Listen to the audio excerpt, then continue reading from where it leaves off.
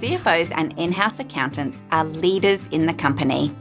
As was made very clear this season, the job is definitely not just about revenue, costs and budgets. It's about so much more than that.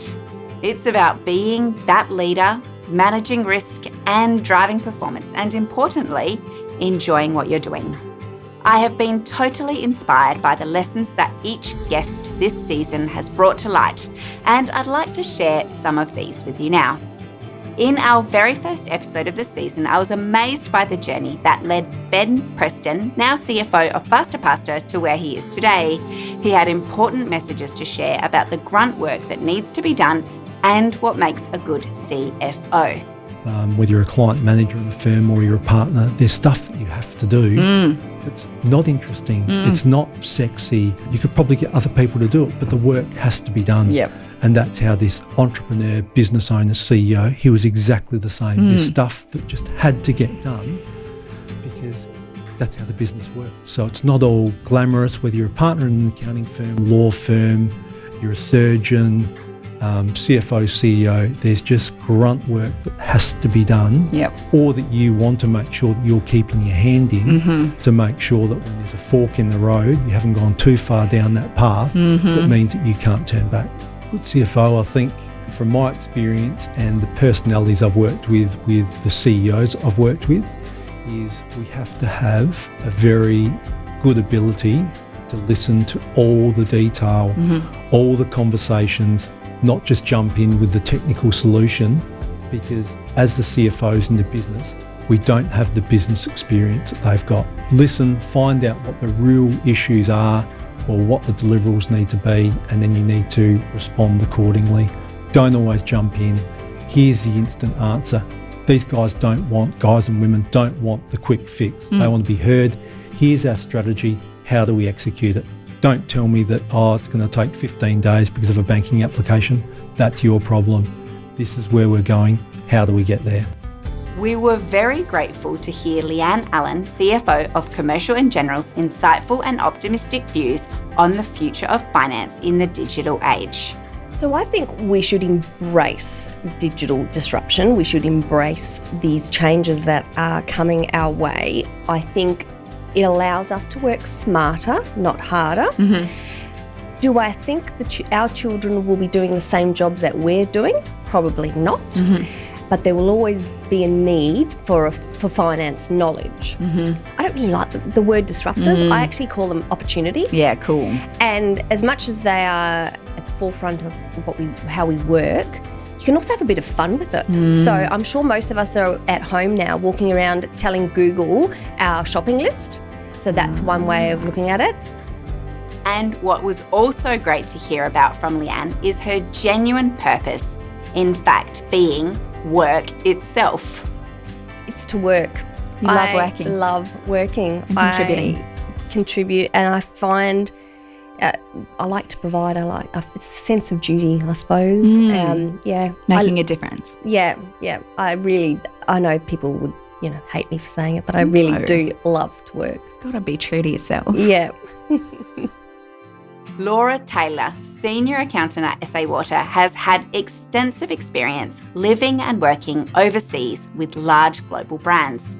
Although she considers herself quite lucky to have had such a successful time and knows it's not like that for everyone, she recommends working overseas as an experience for the growth and self-development it can bring.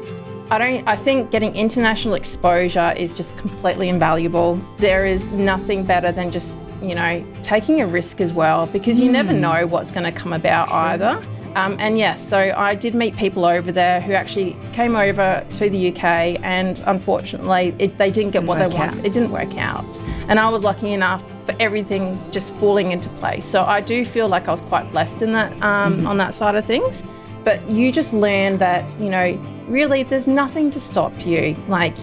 You grow as a person. I've got so much more self-confidence now. So I think for that, yes, it just makes it worthwhile. Yeah. So definitely 100%. Anyone who's got the opportunity and chance, do it. Brendan Rinaldi, Head of Health at ANZ, explored the importance of doing the right thing by others and how this can lead to better outcomes for everyone. and how it shouldn't be a work-life balance, just a life balance. We spend most of our waking hours at work, so you've got to enjoy what you're doing, and you've got to enjoy the people that you're working with. And I think you've got to, as a leader, you have to control what you can control, especially in a big organisation. There's so much that's out of your control. But I think even if you're outside or in a small organisation, own your own business like you do, you've just got to focus on what you can control. Francis Carter, Operations Director for Conservation Capital, Senior Consultant at Arius and Responsible Investment, and ESG Advisor at Simpat, shed an important light on sustainability at both the individual and industry level. On the individual level, people can be responsible consumers. Consumerism is really driving a lot of the problems that we're seeing in the natural world and in society. So I think on an individual level, at a household level, people take responsibility for what they're purchasing and understand that that dollar that you're spending is an affirmation for that product. And you're saying that product's fine, how it's made is fine. Just have that awareness. And I know it can be overwhelming. I'm not saying go through every single thing you're buying, but be aware and maybe think about what's important to you. I had a friend recently say, I get so stressed shopping because I want to be responsible, but I don't know what I should and shouldn't buy. And my answer was, pick what's important to you. Like top 2 or 3 things. Is it emissions? Is it animal welfare? Is it slavery? being made in Australia? Is it made in Australia? Is it deforestation and biodiversity? Basically, I put it down to Warren Buffett's saying is, if you do not want what you're doing on the front page of the newspaper, then you probably have a sustainability issue.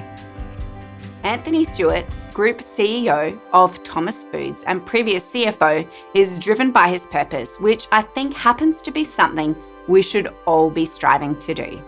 For me, it's about making the most of what I'm capable of doing. I've got skills, I've got capabilities, I've got weaknesses as well. So I'm going to make mistakes, but kind of drive to just do my best and make the most of what I got. Ultimately, it's up to me. The world will be, the external environment will be, the bad stuff will happen, but it'll be okay. So that's kind of what drives me from a purpose point of view professionally. And I think personally, it's actually about just trying to be happy. And what is that, right? It's a really kind of amorphous thing as well. But as I've got a little bit older and learned, it's largely about just enjoying the journey, enjoying today and what's in front of you. And that's something I definitely have learned over the years. I was always one that was not planning, but thinking ahead, thinking about the future. It's kind of about driving to that, and then it's the next thing, it's the next thing, it's the next thing. Not necessarily enjoying what you had at the moment. What I had at the moment and the experiences that I had, and so at various times you start to reflect back and you think, well, that was pretty cool. But I didn't really kind of enjoy it at the time. And so for me now, it's very much about that and just focusing on today and the week ahead and enjoying some of the cool things that you get to do and experiences you get to have, and appreciating that. Stacey Quinn, at the time Virtual CFO and Corporate Finance Manager at More Australia, now Finance Manager at Sandful, has worked very hard to be where she is today and has consistently been driven by one thing: her passion and her purpose, which is a particularly inspiring one that I wanted to share again. I want to walk out of this world on making it a better place somehow. So, yeah, I think there's always a drive to better self as well. I always want to be learning, but I think, my purpose is definitely to, in everything that I do, leave it in a better state than what it was when I got there. Dexter Clark, CFO of Motorserve, knows the importance of motivating people to perform their best and to create the environment within the business that fosters the entrepreneurial spirit and doesn't crush it. What I'm passionate about now is really making sure that the businesses I'm in and the businesses around us have people that maintain that entrepreneurial spirit from within and then are able to sort of bring those businesses back to what they started as. And I think that helps the people in the business, but also helps the businesses. So, to create that environment is really what's motivating me now. And that's really two really simple things, just motivating people to perform at their absolute best, but also to create that environment within a business that celebrates that entrepreneurial spirit and doesn't crush it with governance and doesn't crush it with process. The accounting industry is still something that has traditionally seen women underrepresented. Amanda Cox, CFO and CPO at Racing and Wagering Western Australia, has been incredibly successful in some very male-dominated industries and has some advice for young women passionate about entering such industries and young accountants generally.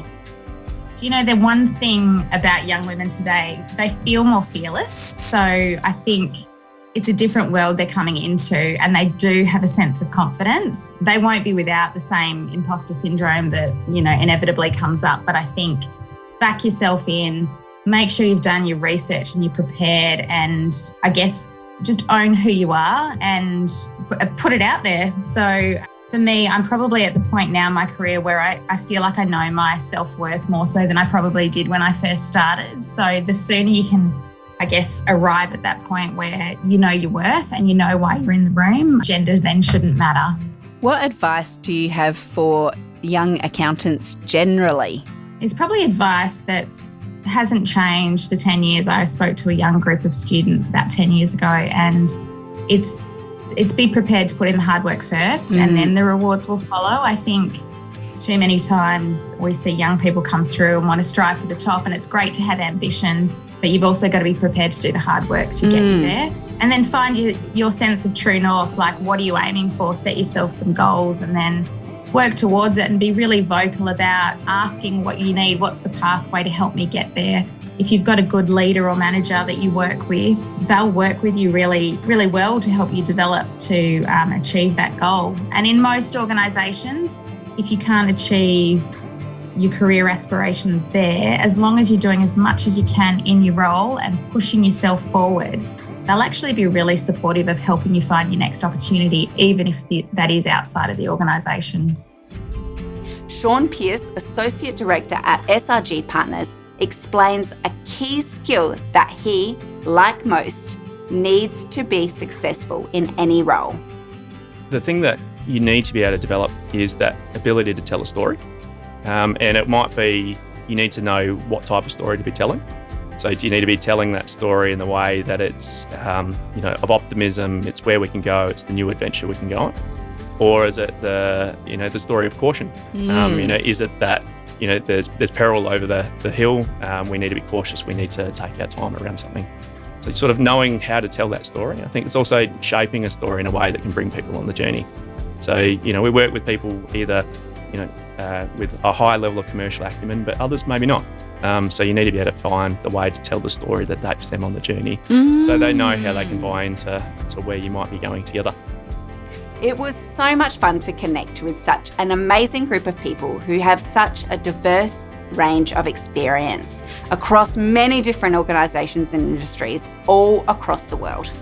If there's anything that these accountants have taught us, it's that it's not always about the numbers. Purpose plays such a huge role in their day-to-day lives.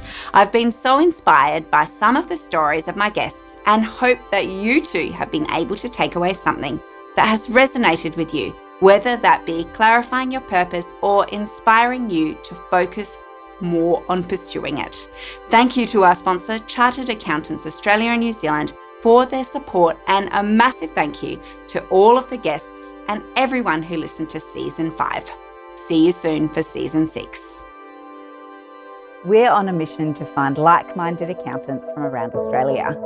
If you are a purpose-led accountant, continue the conversation with us in our private Facebook group. Search for Accountants on Purpose. Join us, and together we can change the world for good.